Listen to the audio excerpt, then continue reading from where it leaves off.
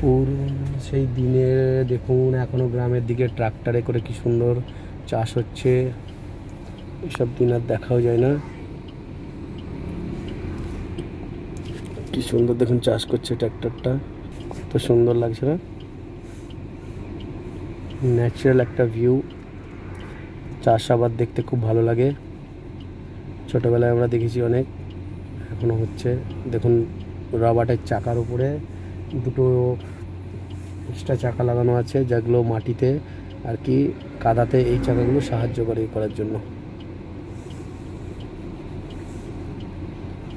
কি সুন্দর সেই